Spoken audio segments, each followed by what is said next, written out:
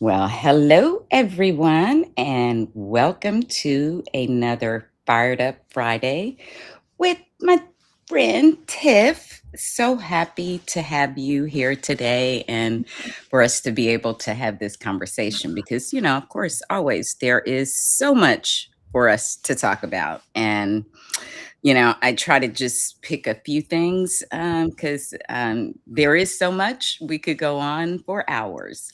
But today, I kind of would like us to talk about America 250 because, the 4th of July is coming up and we just celebrated Juneteenth. And I think an important part of that was the Obama Center opening as well. I feel like that's our official America 250 celebration. Pretty But much. then I'd also like for us to talk about the elections a little bit, because there's a lot of things wrapped up into that. And then some of the recent rulings by the Supreme Court. And I think that'll be enough to fill our time. Well, So, can we start with the elections first? yeah. Oh my God. Yeah, get into it. All right. Well, listen, there's been a lot of drama for the whole entire week over this election. And I knew January, Lord, June 23rd was going to be an interesting day because I kind of saw where we were heading. I said this like 3 weeks ago. I was like, oh boy, my primaries that day, New York's primaries that day, it's going to be a mess. And it surely lived up to that because it was a goddamn mess on Twitter and on these apps. Everybody has their opinion about the DSA and establishment Democrats and how we move forward with the party. And then you have the centrists versus the progressives. And there's way too many labels, as we've talked about before. Okay. So we are now Mm. factioned into different groups, and everybody is now like clawing at each other. But that doesn't really make for a strong team, right? Because at the end of the day, we need to be a strong team to beat the other people, which is the Republicans on the other side The who fascists. are in control of our government now. So the goal is to defeat them, not defeat one another. And I think that is kind of where I want to start this is, there was lots of conversation about what Jamie Harrison had to say about the party and the fact that, if you want to destroy the party, then why do you want to run as a Democrat if you don't like the Democrats? So I have thoughts about that because I do think that there are different types of people who are part of this conversation. One, there are people that legitimately, and I did a video about this a while ago, where about the different types of people on the left, right? Because Trump likes to use the radical left. But what is really and truly the radical left, right? The radical left is more so people who they want to have a revolution. They want the They part. want to tear it all down. They want to tear it all down and they want to start from scratch. But realistically, in the world that we live in, there are two parties in this country, and you either are a Democrat or a Republican, or you remain a non-affiliated voter. Those are the choices you have now. In some states, like yours, you have the ability to vote in elections that are primaries. In my state, you can't do that. You can only Democrats can vote for Democrats and Republicans can vote for Republicans. Is there a case to be made for open primaries? Of course. Of course there is. I mean, we probably should have open primaries, but we don't in New York, nor do we have it in Maryland. So when I think about this conversation, I say to myself, okay, well, there are definitely people who want to destroy the Democratic Party. I call them anti-Democrats. That's what I call them. I've always called them that. I have no shame in calling them anti-Democrats. They don't like the Democratic Party. They don't even want to fix the Democratic Party. They just want to tear the party down altogether. The question is then, what do you have? Because there's only two parties. I mean, you can be a Green Party person, but then that's kind of a waste because they never win elections anyway. So, what is it that you guys want? Because I'm okay with the people who want to fix the party, make the party better. I think we all want to do that in our own way. I want to do that as well. There's shit that I cannot stand that Democrats do, but Or I'm don't do. or don't do, right? I mean, I was literally just watching MSNBC or MS Now, what it's called, and they were talking about Schumer and Jeffries and the fact that, Chuck Schumer wants, he loves his strongly worded letters, and they want Democrats to fight. And the thing is, we agree, most of us, on about 90% of things. There's 10% of stuff that we tend to deviate on, maybe like Medicare for all, how obviously Israel Palestine is one of the other things that we differ on. But when it comes to, what should come to this democracy, that's not something that we should be differing on. How we get to the place where you want us to go is a totally different thing. Because like I said, there's things that I want that need to change within the party. We have to demand that. No one wants what we call the status quo. I mean, it's just so frustrating to hear this conversation, because people are not, to me, living in reality. And I'll let you speak, but I have some numbers to spew, because I love my numbers. Yes, yes, you are the numbers queen, and I love it. I don't do that. My eyes glaze over. I am the story. That's how I am fed. But I understand the importance of the numbers, and I get the top takeaways. So I love you people who dig into the numbers. But for me, I think that, of course, I don't live in New York. You have roots in New York. So I know you probably, understand the politics there a little bit better than I do. I'm looking from an overview, a broader view. And what is disturbing to me, because just as you said, I think the important thing is that we focus on saving our democracy. I know people don't like to hear it or whatever, but surely at this point, people can understand that democracy equates to freedoms and rights and other things that they can see being taken away. And the fights, the intra-party fights that are going on, diminishes our power and our ability to gain power, to take back our democracy.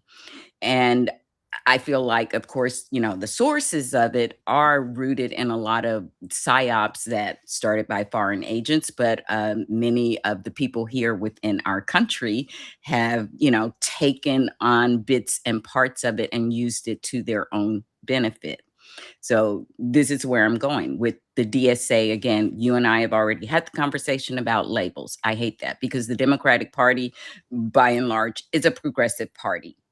Their platform and policies are progressive. Black people are and always have been progressive, because we have had to fight to gain progress and to gain rights in this country. And the DSA, their official kind of platform and mission seems to be that I don't know if you've seen it or not, but it's been around for a while, but it came back in the timeline again recently. The goal of the DSA, and had clips from various chapters around the country about what they wanted. And essentially, they want to take over the party. And I have a problem with that, because I don't see that as being any different than what they, are up in arms about with Bibi. I mean, because, he's going into Gaza to take it over, an infrastructure that has already been built and set up by the Palestinian people. So I don't see what they're doing as any different, trying to come into a party that's already has an infrastructure that, whether they agree with it or not, has been in place for a long time. And also the fact that its loyal voting base is Black women. And I don't see the DSA writ large. Uh, I'm not saying every individual member who, flies that flag, um, thinks this way, but I see them as not caring about Black the Black community's issues and wanting to diminish that and our voices. And what it reminds me of, because I'm a history geek, is that kind of this same fight. The fear for me is this is the same thing that was going on in Nazi Germany. You had two kind of leftist fashions, the communists and the KDP, and they were fighting with each other. And meanwhile, the Nazi party was getting stronger and stronger. And it wasn't until they were at the door of some of these different factions that they got the bright idea, hey, we need to work together against the real enemy. And that's what I see us kind of repeating here, and why it Yeah. disturbs me. Yeah, and I think I'm looking at like different articles and things. So today I saw that there's like a group of 13 like people will call centrists that are in the Congress that are like, no, we're capitalists, we're not democratic socialists, we're against this. Here's the thing. They have a right to feel how they feel. They're in purple districts, right? And we do have a Big Ten party, but there is no majority without those 13. That's the part that I think people don't understand. We have no majority unless we win those 13 seats back. So while we may disagree on policy, or we may disagree on, who should be in charge of the DNC or who should be in charge of the party, maybe we won't have a majority if these folks don't win. So we can disagree all we want. Yes, the DSA won in 3 separate seats, 2 in New York and 1 in Pennsylvania.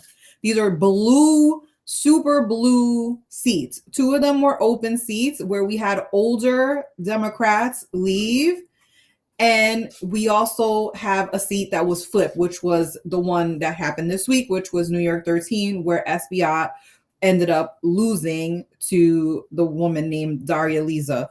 And what I see about that is there's also an argument to be made about some of these older Democrats that are in these seats that think that these seats are guaranteed to them. They're not guaranteed to you. Espaillat should not have been starting to run his race legitimately when Mamdani decided to endorse.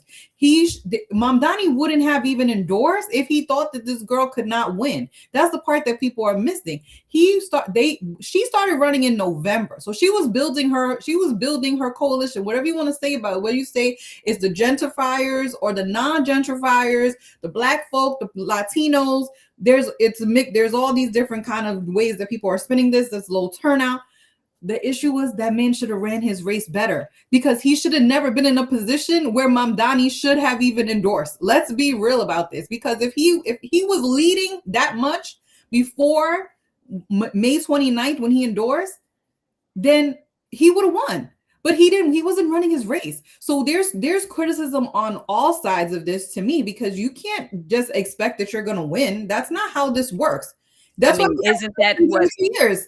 Right. Isn't that what AOC did? Wasn't that her race somewhat similar to that? Yes, they keep getting caught slipping. It's happened 3 times already. So it happened with Joe Carley, where AOC caught his behind slipping, and he was in leadership too. But these folks do not want to campaign. They're fine asking people for money, but being on the streets, talking to people, these people have time. They don't have any other job. Let's be real. They don't have any other job. They are spending their time campaigning.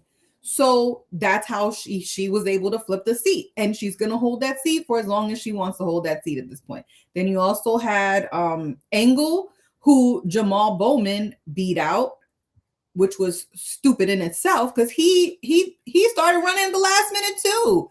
So you're getting people to run in these districts that have the time, have a messaging that is against these establishment Democrats who are not doing their job. They have bills that they can point to and say they didn't do X, Y, and Z. But I'm sorry, but you should be, from the time that you win in November to the time that you need to run your next primary, you should be working your district, not just waiting until the last minute to run. So that's how you get caught slipping. Exactly. And again, like I said, as an older person, I get their frustration with how slow things are moving. I also think that by and large, the Democratic um, electeds, especially those in Congress, but I feel like kind of across the nation, even in state houses, they got caught on the back foot with this fascist movement. Like they really were expecting, things to just kind of keep going along and, Trump to be, kind of problematic, but that a lot of things were going to still be able to keep him in check and Mhm. keep working. And when they realized that they weren't, it's like they had to get together in the huddle, but they're not even agreeing in the huddle on strategy and what to do. And I just feel like they are still liking a lot of strategy. But even in that, like you said, they got caught slipping. Even Yep. in that strategy, I feel like the people who are running in to, take advantage of the vacuum there still need to be aware of where we are in this country and the fact like they seem more intent on destroying the party or remaking the party than the party having power. Like I actually think that some of them would be okay if we weren't in power, just as long as they have their seat and allowed a platform and voice. And that is a very dangerous, assessment for me. Um, Yeah, I mean, I think there's like a lot of different things happening, right? right. There's there like we're so faction in the sense that nobody's listening to one another, right? I mean, Mhm. you have the DSA folks that are saying, okay, we want to focus on working people. Okay, we get that. But the people that majority support y'all are educated white voters. I mean, and younger white voters. Now, of course, there are younger black people and Latinos who are starting to listen to that populist message, and they do like it.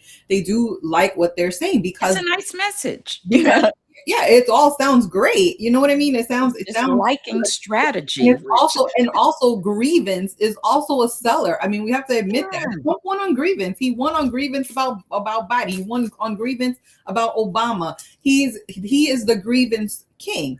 And so the MAGA strategy and the far left strategy is not much different in terms of not at grievance, all. in terms of populism, and yes, there is some appeal towards it. I understand why there are people who are gravitating. I mean, we talked about this on the last call about people who are saying that they want the party to move censor, but they also are okay with socialism. Like the two don't even mix together because people don't even know what they want anymore.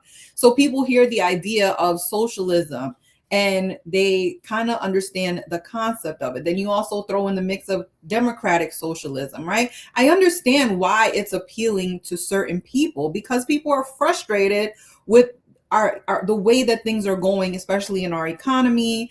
And it doesn't feel like Democrats are fighting enough, and so they're gravitating to something that feels like is expressing their frustration and anger. And that is how a lot of authoritarians get into power. I'm not saying Exactly. While you're talking about this socialism thing, I was in a chat breaking up the echo chamber, so to speak. It was a Substack live.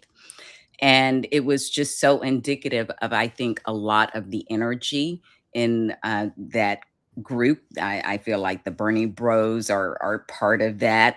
It's that same kind of energy where, they actually were interviewing David Hogg. And of course, there were the people in there. Yeah, there were the people in there. You should be the chair. Okay, I didn't even touch that. But then they kept chatting and chatting, and then someone would say, "We need socialism in this country."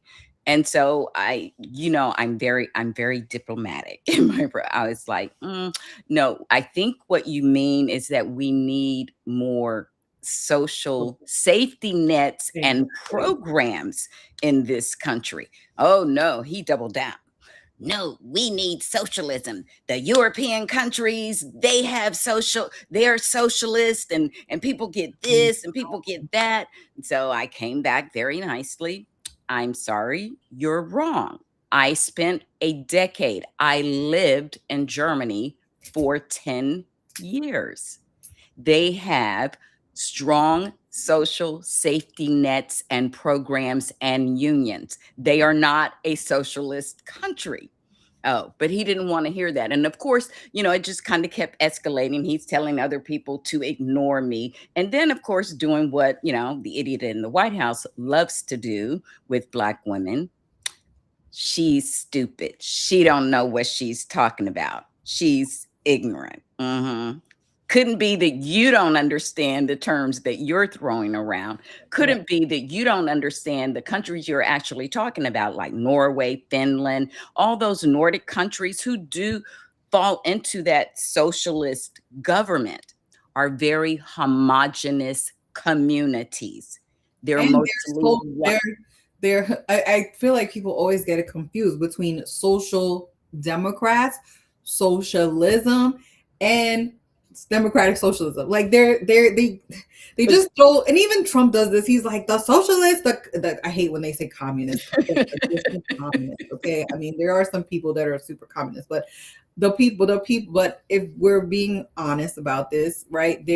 What I agree with you're saying. What people want is a society where people are able to have more social programs, an economy where capitalism is not the dominating portion of how we conduct our business. Because realistically, yes, there are billionaires and millionaires who run these companies, who are giving to campaigns. We have a whole ecosystem of capitalism that does not benefit the poor, and it does not, and the middle class is caught in the middle of it all. Right, that's the And the rich excessive keep capitalism. the rich keep getting richer. So there's valid criticism of capitalism. There's valid criticism of social of the wanting more social programs. Because the question then is like, how do we pay for this? And then the argument turns into a whole nother thing, and it's like, well, we are spending too much money on wars. We're spending too much money on defense. We're spending too much. Meanwhile, the Republicans are cutting all of this shit that we have built for years. So yeah, we need to maybe like start focusing on how we have a majority so we can stop the bleeding first before we decide we want to blow everything up. Maybe we need to focus on the actual task at hand, which is November, and how we are going to gain back the House. Because again, there's no House gaining in power if we do not have the purple seats that are centrist seats to stay in power, or we flip some of those seats. That is how we gain power back. We're not going to have, like you said, a party that we're all going to agree on. I don't think there's ever been a Democratic Party where everybody just agreed on everything. There's been New Dems, there's all kinds of different, there's progressives. I mean, there's all these different types of groups within this party.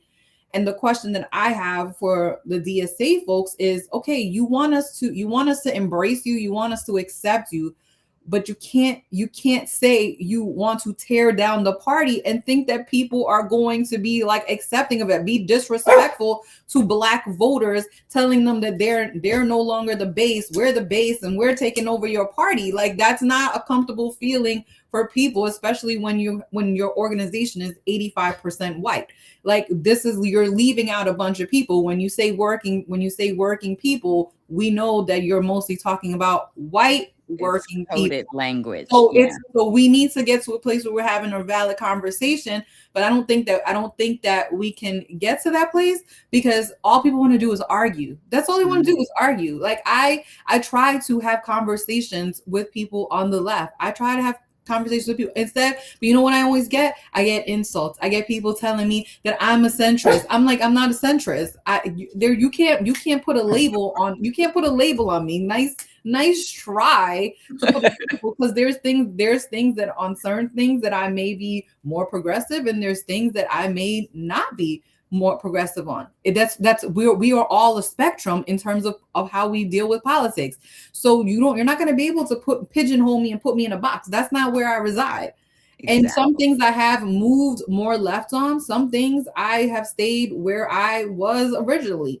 And but you're not gonna move me left by being disrespectful to me. That's not gonna work. You're not gonna make me change my views on certain things by being assholes. So maybe your approach is the problem, not so much the policy, because most of the policies we agree on. Stop being assholes. It's really not that hard. It really isn't, and that goes to show you, as you said, that the amount of things that we agree on is not the problem. So that takes me back to what I said originally about them. It is excluding the people who, by receipts, represent the base of the party from your organization, from your conversation, from your consideration. Like, we don't need to consider you. And harm reduction voting is stupid. Well, that is probably because you are in a position of privilege where you have never had, intentional systemic harm inflicted on you. So you can brush that aside.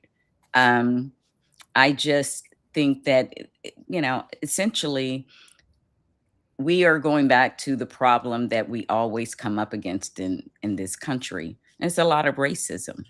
Yeah, well, Okay.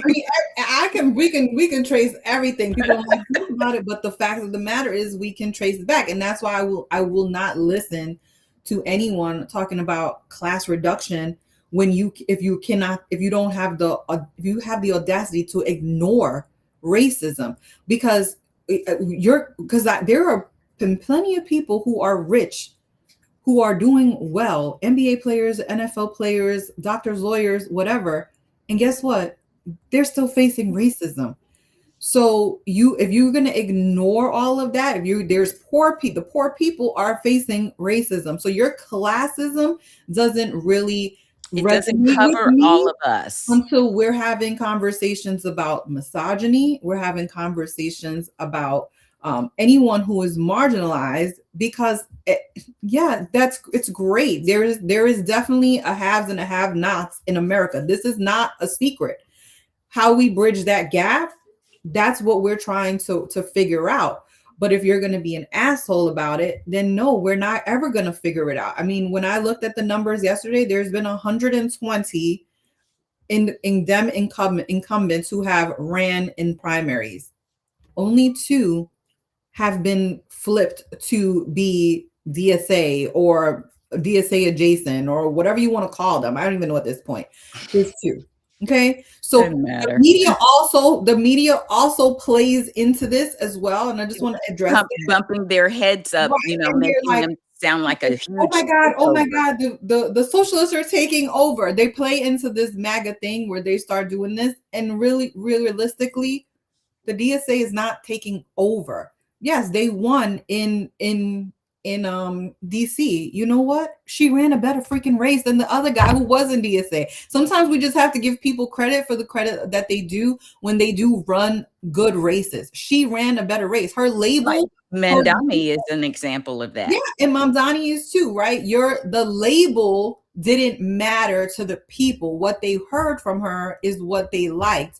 And of course, the opposite happens in my district, where we have so many people running, and we have someone who, people had valid criticisms of, and ends up winning because, one, we have a low turnout, and 2, we had every other candidate got some votes that split. So he ends up winning by 32% of with 32%, meaning 68% of the people wanted someone different. And now this is where we are, right? So, and you can't say, like, we pointed out, the money. I don't know. I spent many videos pointing out the money situation and try to make people aware of how this election was going. Guess what? There are 68% of the people voted for someone else. So they heard them. So those people heard the message, The other people didn't. And I will say that the determining factor, I got to keep it real, was the fact that Governor Westmore endorsed him. Governor Westmore is the powerhouse here. He doesn't want to be called the establishment. I get it. Because he did, I will give him credit. He did endorse people from all spectrums, whether they were centrist, progressive. I mean, Will Jawando, love him. He is a friend. He is progressive, and he won in Montgomery County. We have Vanessa Atterbury. She'll be the first Black woman who will be a county executive in Howard County. That's a pretty moderate-ish place, and she won. Mine, we're going to have a woman who's going to be our county executive. If she wins, she's going to have a tough race, because my district is very much, well, not district, my county is very much independent, Democrat and Republican. We are split between the three, so you never know which way it goes. I think I told you guys last time, Angela lost and Kamala won in my county. So you never know how these people are going to vote. She has to run a good race against her Republican opponent. So you see that the governor does have, I said he has the juice. Listen, he does. I give him credit for it, because he definitely is someone who's involved. He endorsed like over 200 people. I think like majority of them won. 93% of them won. So props to him. There's only one that I wasn't really feeling, and that's okay. That's how life is. And I said in my video earlier, we're gonna have disagreements about candidates. We're gonna have disagreements about policy, but at the end of the day, I'm not going to be like, F Governor Moore because he endorsed so-and-so. Like, that's not how this works. Like, I am not happy about it. I am, listen, we have a Democrat that's going to be in the seat, and it's up to us, the people, to hold whomever wins accountable. The same way the people in New York are going to have to hold Daria Liza and Brad Lander and Claire. All these people will need to be held accountable by their own people. And that's why we, like I said, we have elections every 2 years. Exactly. And the thing, as you said, hold accountable, because the other thing that really ticks me off in all of this conversation around it is the blame being put on the Democratic Party. I'm not trying to say that they're perfect, but right now they're the only party that is fighting for progress and for democracy. But I feel that, let's see, lost my thought there. That, what was it that you said just before? Sorry. I just said that we have to hold people accountable, and That part. Okay. Now I sorry. But yes, that we, the people, have some responsibility. They keep blaming, the party, the party, the party. But, we get to determine what the party looks like. Exactly. And that is by being actively involved, making our voices heard and known, because they, at the end of the day, are to represent us. And when they don't, we get to send them packing. Right. But I feel like the conversation is always around the party, and like we don't really have a say in making it up. But they seem to get that when they talk about taking it over. But I mean, that has to be something that is done on a regular basis. Like, you can't check in and check out every 4 years, on big elections or whatever. You have to be engaged at your local level all the time, because it really does bubble up to the federal level. Yeah, and I just feel like people, like, again, if your goal is to destroy the party, not fix it, then yeah, maybe this is not it for you, right? But if you are legitimately trying to work within the system and want to change, because we all want to do that. We all are not. I don't think you ask any Democrat if they are satisfied with the Democrats as an entity, they will say no. But again, we also, like you said, we also have the ability to vote for people in our specific districts in Congress and say, or we have our governors and and there's a lot of barriers that go into this, right? Money is one of them, which we've experienced here. But I think that we also have to be honest about the fact that yes, people as much as they hate the status quo or say they can't stand the establishment, those are the people that are being reelected into office.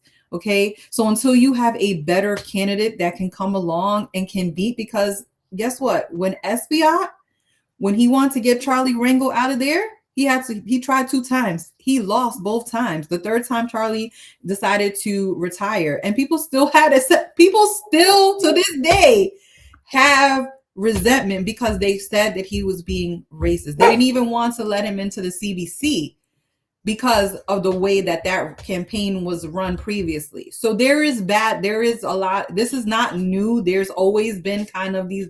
It's just kind of funny to me that it kind of went full circle and came right back to Esbiat, because guess what? You did the same thing to Charlie Rangel, who was somebody that people respected in Harlem. I mean, they just I did. mean, all over the nation, because I Exactly. I mean, remember he has his Randall. own issues. He has his own issues, but people respected that. So it's like it kind of came back full circle. I mean, the Dan Goldman thing. I like Dan Goldman.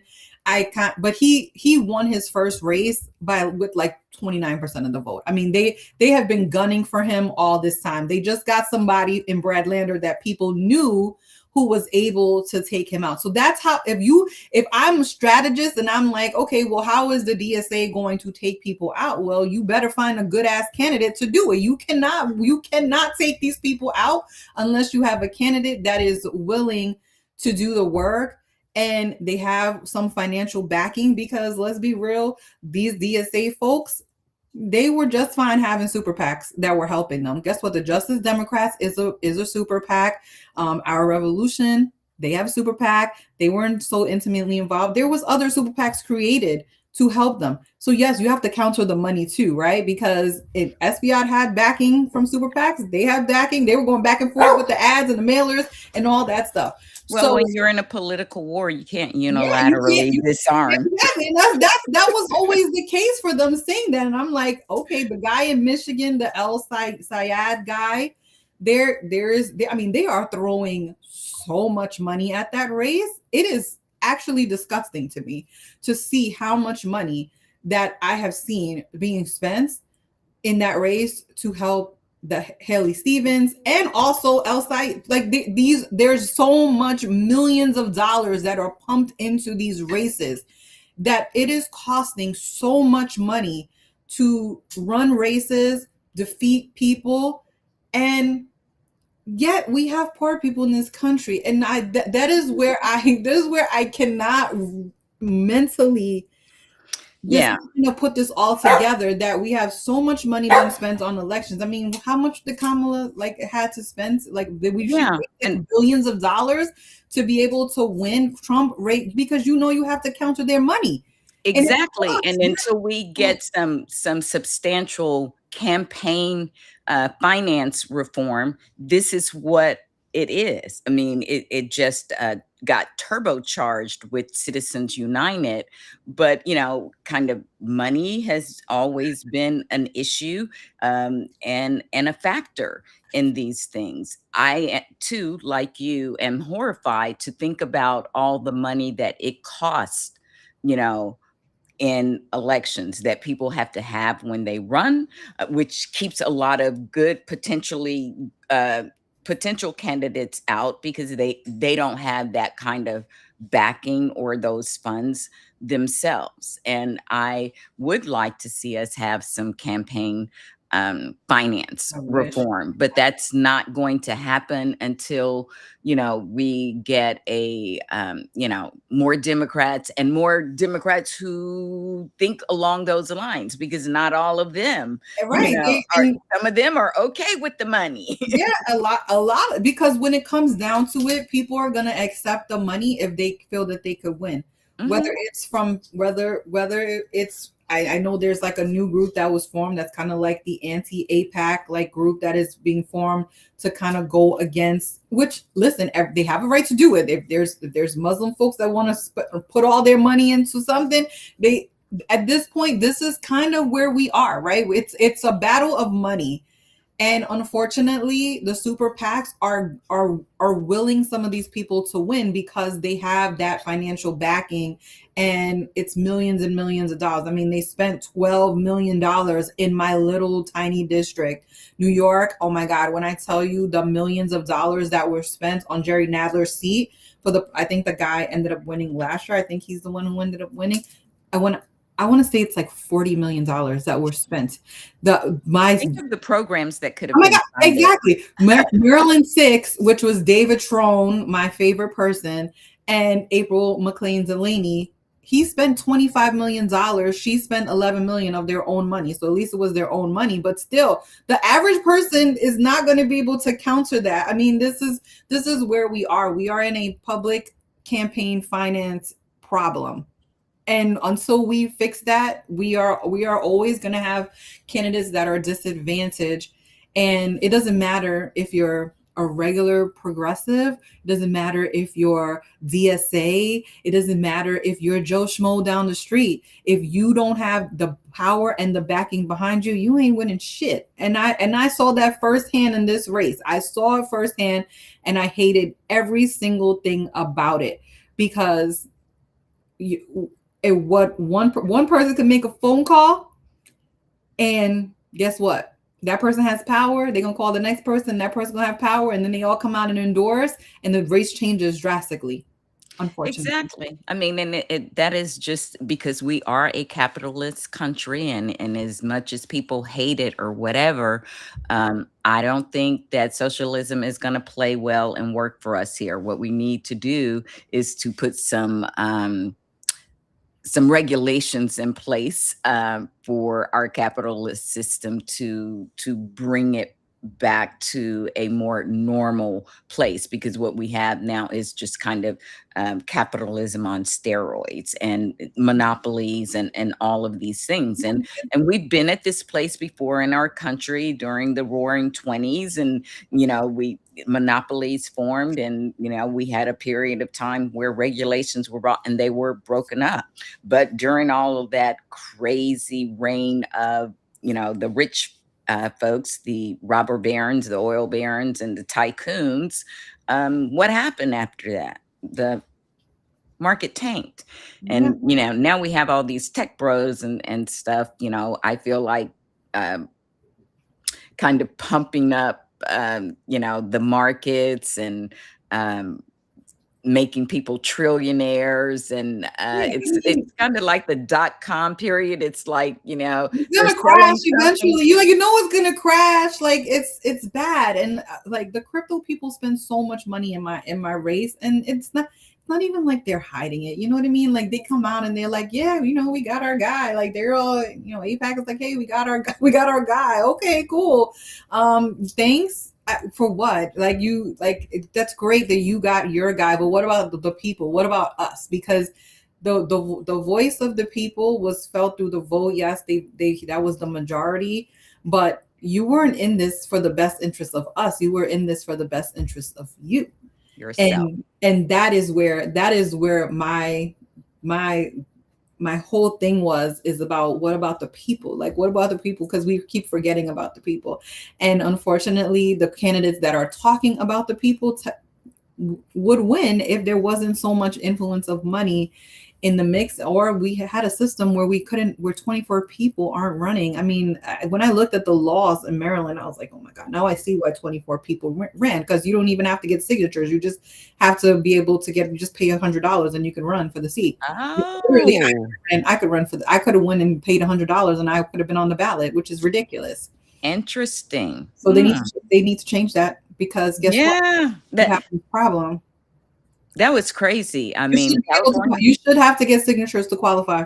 Yeah, Yeah. California and their jungle primary, the long ballots and everything. I mean, it's hard enough for some people to focus on politics, but when you have a gazillion candidate, it's kind of hard to, you know, figure out which one And it will be best and it for doesn't you. surprise me that people went with the person that had a million commercials with them. I mean, Name recognition if is a we're thing. being honest, there's a lot of the people that vote. Many of them can be lazy. and they're not going to do the research. They're going to go and they're going to say, oh, well, Westmore endorsed, or, Steny Hoyer, he's the congressman, he endorsed the person. We're just going to vote for So that person. he must be good. Yeah, I'm not going to do any more research than that. I'm just going to vote for the person. It's the top of the ballot. I mean, people, any, many, money, mo. People do weird shit at the ballot. Like, you cannot make sense of any of this stuff, right? But as a person who does do research and who takes the time to try to explain stuff in pure detail and try to do it in like less than 3 minutes, it's really frustrating. It's really frustrating. I get it. But kudos to you. You produce some really good videos and things about it. And well, people are going to be mad at me about it, but I don't care. They could be mad forever because guess what? It's about the truth. I'm going to tell the truth regardless. So, and that is what the truth will set us free. Unfortunately, that is the problem because we haven't told the truth enough in this country. So, in our last 15 minutes, we could go on and on about the elections, but I kind of want to talk about, America, and we'll kind of merge these. America 250, this big celebration coming up, and the SCOTUS rulings and things, how, kind of like through history, we have had Supreme Courts who have not been very favorable for progress for Black people, marginalized communities. And then we have had periods where we had Supreme Courts who were more open to expanding our democracy and trying to be kind of in the moment where things had changed, recognizing things had changed, and using the law still to help to facilitate that change when we have had them rule in our favor. And I just think now that we have a court who doesn't care, and who doesn't want, who has the same vision as the authors of Project 2025. Exactly. And they're using their position and power to ensure that it is fulfilled. And so that is also going to be another issue that has to be addressed, like the court, because we'll never, we could have Democrats we could have a trifecta. We could have the entire Congress and the president, the executive seat. But if this court is still in place, you better believe the Republicans would use it to undo anything that was put forth. Because, they've proven that.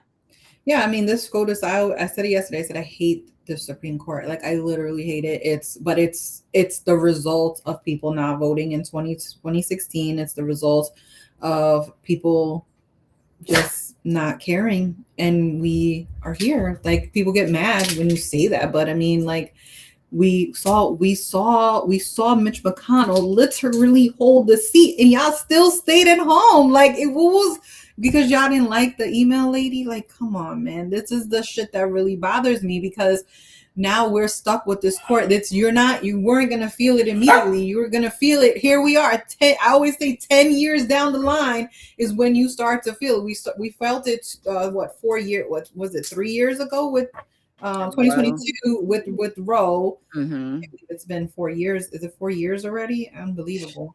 I know. It's crazy. And I think that the voting population, like, we have young people who are just now coming into, voting eligibility age. And I feel like our education system has failed us and them, because a lot of them don't understand history. So now we've got to relive some history because people couldn't, they weren't taught, or they were, taught the lost cause version or whatever. So they embrace this kind of ideology.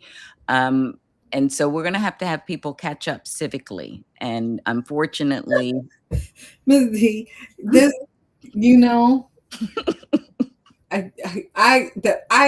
to, I can't even go as far as civics when people lack reading comprehension. They cannot even read.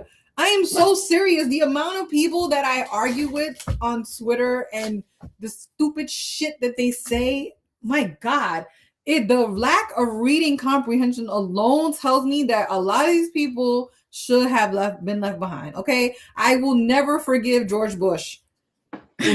We needed to leave some of these kids behind because a lot of them just do not, and they're grown-ups now. They're not kids. That was in 2000 what? George Bush was in 2000, early 2000s. These people are grown now. Okay, this is my Mm-hmm. daughter's age. They do not read properly. I will say something, it will literally be spelled out, and they're telling me I said something that I didn't say. I'm like, do you have reading comprehension? Because how you will never understand civics if you cannot even read basic stuff. It's out of control. Exactly.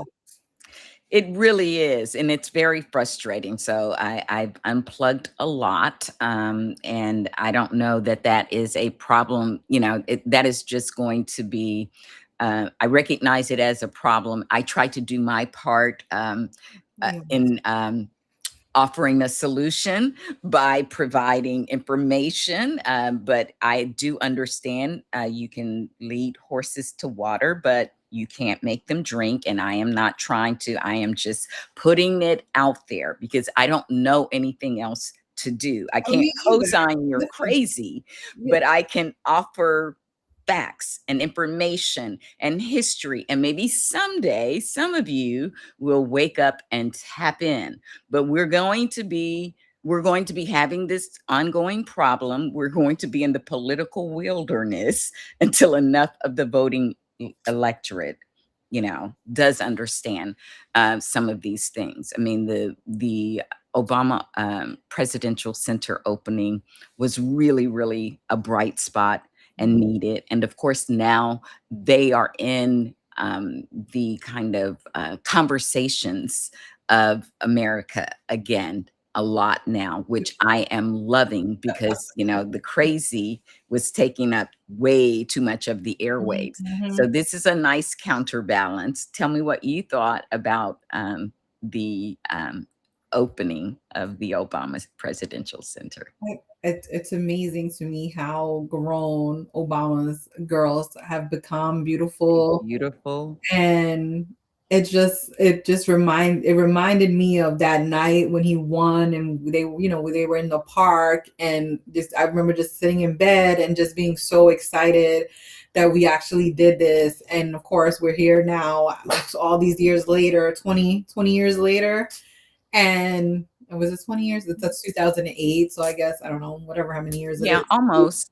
Yeah. 15 years later, that we are in a place where we should be happy, but we're miserable because we have allowed someone who, what did Obama say? He said something to the fact, like, he said that Trump lives in his head, which is true. I mean, I'm sorry, Obama lives in Trump's head. Yeah, like he has a whole It's suite. like there's a whole suite and a penthouse up there. It's out of control. But Obama always, to me, was a bright spot. Whether you agree with him on policy or some of the things he may have done during his presidency, his aura, his everything about him always spelled like positivity and joy. And of course Mhm. Michelle too, right? I mean, she when with her mom, and it was like they were just the brightest spot during that time period.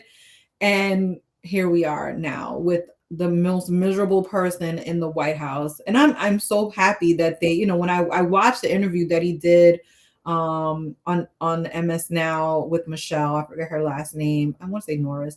But it was a really good interview. If you catch it, if you were able to watch it, he talks kind of like the history of why he chose that location, and Yeah. kind of walk through the center and kind of talk through, the hows and whys and what he did, and kind of the special things that he threw in there, just to kind of make people see kind of the relevance of his presidency, and pay tribute to the people who kind of got him to where he needed to be. And it was just a great day of seeing people dancing and having fun. I saw Kamala, I saw, and my senator was there, and also Brooks was there. I mean, there were so many different people that were there, celebrities and whatnot. But it was just a joyous thing. And then we have to face reality of what we have: a man who is pissed off that somebody cut something through making up lies about his his The reflecting rest and Olympians to the Olympian. Oh my God, that was so funny. And then now has it covered all up, and he just lies and lies and lies constantly, can barely stay awake. Like, how did we like? It just makes you reflect on how we went from that to this in this time period, and how people have just let this democracy go to crap. Like, they really just have, because they decided that voting didn't matter anymore, or they decided that they hated Hillary, or they hated Kamala more than going to do their civic duty. And it feels like that was a time, 2028, I mean 2008, 2012, we were united behind this one person who was not perfect in any way, because Obama's not perfect. There's things that Obama did that I didn't necessarily love, but he still was the leader of the party. And I feel like we're still struggling to figure out who the leader of the Democratic Party is at the moment. And it's in fact it's just it's him, right? I mean, exactly. I Barack mean, is still the leader, but it's almost like, it's like he's in and out, because he's outside of the party, but he's also still very much a part of it. So it's like, okay, who's going to be, even before Obama kind of like ran for president, people were already watching him, kind of like how they're doing Westmore. They're kind of like watching and seeing what he's going to do and how he's moving and all this stuff like that. And I'm like, y'all are not going to turn my governor into y'all's president, because they already coming. not yet. Anyway, do you Right guys now, have term limits? Do y'all have term yeah, we limits? do. And he's running this time. He'll be there until 30. But it's just like, I can't deal with it. I cannot deal with it, because I already see how people are like. But I also know that people will come for him on whatever stupid position that they find, like whether it's like they don't like that he called Gaza not a genocide, but called it a war crimes that Israel has committed. Like, people take, they're so like, they have like semantics that they play. You got to say the word Gemini, genocide, Right. or we have a problem. Like, they're very, very pure, puritanical in that sense, that you have to say things and do things the way they want you to do it. Oh my God. Then you have the right people on the right side. They're like, oh my God, he lied about his military service. He didn't get a gold bronze. He lied about his bronze star. Metal. I mean, they come for him about the stupidest thing. But I don't know. I love Obama. I think he's great. I think his family is great. And I was happy he got. I was laughing about the fact that when Michelle was giving her speech, and she was like, look at me, and he's like, I know you're gonna look down, and he surely did look down. It was like a humbling thing, but at the same time, like, you're Obama, like you, but no one can humble you more than your wife. That's for sure. Yes, I loved it. I loved how he brought all the the living presidents Yeah, good too. together, and they all seemed happy and very glad to celebrate this moment with he and Michelle. But I also loved, like, the culture that he brought together, the musicians, the So good. entertainment, and I remember him doing that during his presidency. While some people lost their minds, I felt like he connected to a broader swath of our country. I feel like he was tapped in. He had his pulse on the country, the diversity, and what we're experiencing now. Of course, we understand that this is the white lash, the backlash that always comes with progress of Yeah. Black people. And I feel like, what he did was to remind us again, to give us a clear contrast.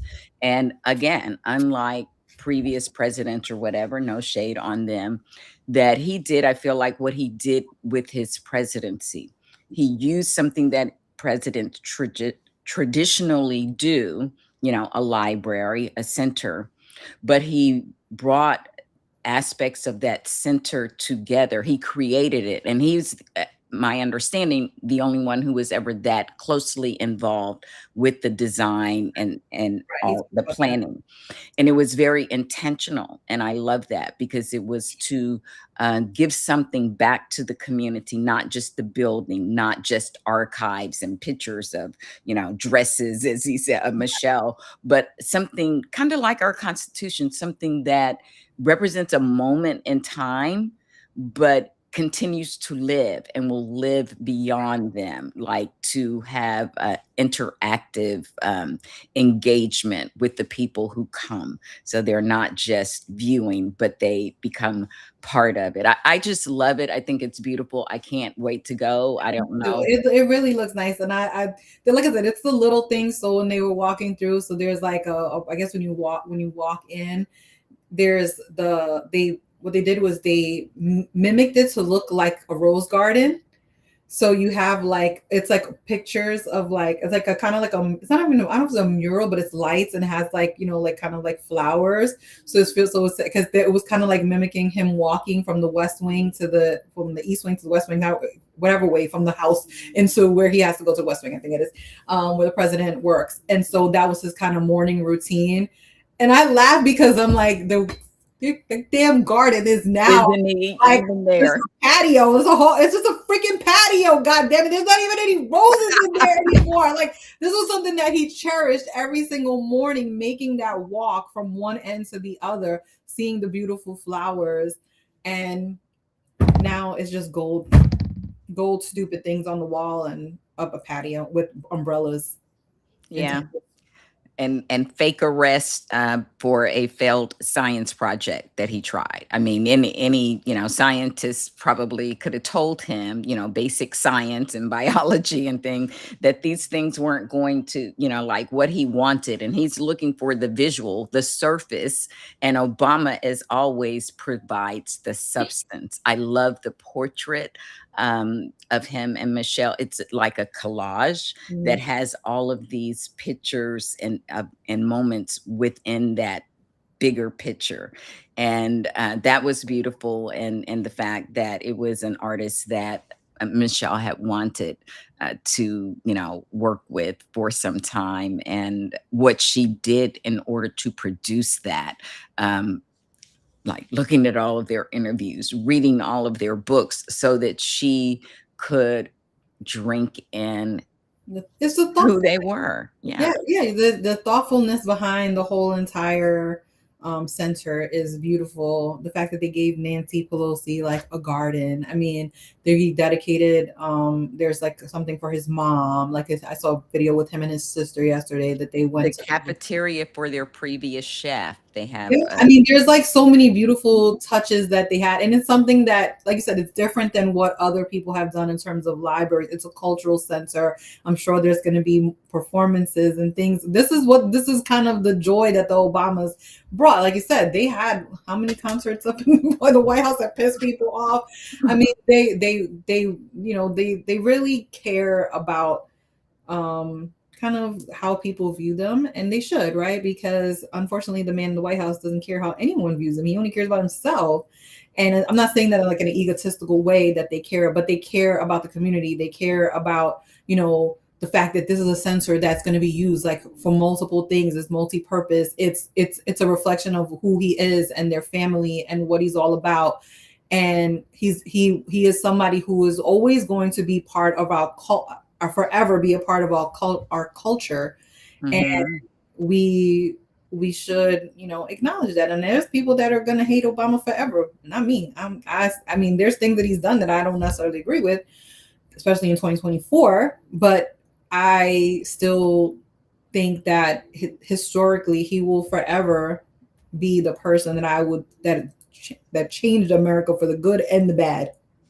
Sad to say. Exactly, because he was such a wonderful, long overdue change. Unfortunately, that change resurrected the underlying issue that has always resided in this country, and that is, the white supremacist, caste system that has always been part of our society that, many people want to gloss over and it or act like it never existed and that it still doesn't exist. They want us to live in fairy la la land with the myth of American exceptionalism. But I think that, anyone holding on to that is just, holding on to a To dilute. dying breed. Yeah, listen, people need to just face the facts. Listen, we live in a very white supremacist society, and many of the reasons why we're here is because, like you said, it was a white lash, whether it was in 2016, whether it was 2024, that was even more worse because that was a white lash because they hated everything that happened with DEI. They hated the fact that someone killed George Floyd. Like, I mean, these are things that precipitated that whole thing. And then you just had people that just didn't bother to vote. So there's so many factors, and that's why I say when people are arguing about politics and how we got here, it's not one thing, it's many things as to why we are in the situation that we're in now. But ultimately, if voters don't show up to vote, we are never going to have power back. We are never going to be in a place where we can actually make change if we do not have majorities, because at the ultimate end of all of this, it always comes down to math. Like, I hate math. I It's don't like about it, numbers. but it always That part I do get, and I like that part. Like, I understand, like I said, the big overarching thing, like, it's gotta be more of us voting for more of the candidates right. that Now, we how do we want. motivate? When I looked at, just so we wrap this up, like when I looked at the voting turnout for my state for primaries, I'm like, oh my God, people just really didn't come out. Is it Trump? Is it Trump fatigue?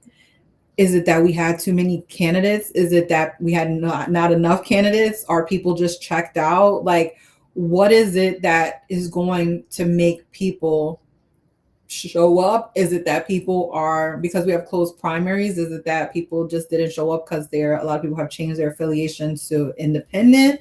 But then you can't complain about, then you can't complain because the how we conduct primaries here. So if you don't, you can change your status to be a Democrat if you want for temporarily. I mean, it's just a lot, and I just worry that people still are not fearful of what we see as fascism, or the rise in white nationalism, Christian nationalism. I don't think people still see the risk because their anger towards whatever issue they have, whether it's the Democrats or Republicans, lack of power, no power, not doing enough. You cannot have power unless you actually have the numbers to do it. And until people understand the correlation between math, civics, and voting, we're not going to be in power. We're not going to get anything done. Exactly. I mean, and I think that's kind of a good note for us to kind of wrap things up on because truly, I don't know. I feel like maybe we're going to have to just fall deep into the fascist cave, and everybody in the country starts to feel pain and hurt, including the people, some of them in his inner circle, before people start to wake up and fight back, unfortunately. Because, all these people that want all these things, whether that's DSA candidates or whatever, whatever it is that, concerns or issues that you have, changes that you want, they only are able to take place in a democratic country under a democratic, governance. Because in fascism and Christian nationalism, all of those things, that's dictated usually by a select few, one guy, and it never works out for the good, for the majority of the people, not even some of those on his side helping to push it through. Didn't work out for, the common folks. And I'm just afraid that, like you said, because people are so stupid, that we are going to, I mean, I feel like this should be enough of them touching the hot stove, but apparently it's not. You So know, I don't know what it's gonna take for people. Like, we went to a war. He said we weren't gonna go to war. We went to war. He said gas was high. People got mad for a minute. They moved on. I mean, I get it. People want to live their life. They don't want to focus on politics. But politics doesn't stop because you don't care about it. It's gonna keep on going, and they're gonna do whatever they want if you don't show up. And that's the part that concerns me, is because I really think people are not recognizing, and unfortunately a lot of people never recognize things until it's too late. And I would think that right now it's too late, but maybe it's still not too late for some people, because they want to feel more and more pain. exactly, because as somebody who's watching over or listening over on Spoutable said, they're going to cheat. So, No, they're definitely going to cheat. That's not if they're going to cheat, they're going to steal, they're going to say it's rigged. I mean, they're going to do everything, and they're going to probably have the National Guard somewhere. I mean, they're going to it's going intimidate. to be ugly. That and I think that is partially why people are frustrated with politics, because they don't see Democrats pushing back hard enough. It's not so much, we know you can't do anything policy wise, but it's the rhetorical piece of it. I think we've talked about it before. The rhetorical piece of it is where it's lacking sometimes, and it makes people feel like the Democrats aren't doing enough. So, and I will give some of these people credit that are on the left. They speak up, they say how they feel, and sometimes, I mean, Mamdani doesn't hide how he feels about stuff, and I kind of respect it. You just tell people how you feel. Some people may not like it. Some people don't like what my governor says. He's gonna say it regardless. So I need people to be honest and be truthful, especially elected leaders. People trust you. You have to be honest. Yes, and now is the time to be bold. To I really don't want weaklings. I don't want weak people in office. I want people who are going to tell the truth, to be transparent, to say what needs to be said, and stop being punks. Exactly, because we're going to get punked all the way into fascism, and it's going to be a hell of a lot. Pretty much like 80% there. So exactly, and that's why I say it just seems like this should be like bar enough right now, but I don't think it is for some people. And we're just going to have to keep working on our plan to survive it all, even though, like we see it coming. It's kind of like, hurricane preparedness. Yeah. Some people ain't prepared. Exactly. If you stay ready, you stay ready, you don't have to get ready. And I mean, Black people understand what is happening here. I think there are a lot of other people who do not. And it's going to be a shame, and it's not going to be pretty. But, we're just going to have to wait and see. And everything that I do, as I said, I just keep speaking to the issues, but, you can't make people listen. You can't make them understand, Listen, we've been doing this for like a year now that we've been having our show. Yeah, we just passed our anniversary. I forgot. I knew it was sometime around May, June. Yes, it was in May. I forgot to announce that, but yeah, we've been doing this. I mean, having the conversations, trying to inform people. I mean, you have your beautiful post that you post on Substack. You have your show on Spoutable. I do my videos whenever I'm pissed off and or have some kind of mission that I'm on to try to make people understand stuff. Yeah, but you and I were doing this, having these conversations even long before that too. Way long before that, right? I mean, it's just a lot, and I think we all get frustrated. We all get tired of kind of what's going on, but ultimately, I don't want to fight with the left. I don't want to argue with them. That's like the last thing. I want to argue with Republicans. I want to kick their ass. I don't want to argue with people who I agree with 90% of the time. How we get there and what we do, we can have like little like disputes about how like incrementalism and progressivism and how we change things. That's not what we're arguing about. We're arguing about something totally different, and we have gone way off the rails here.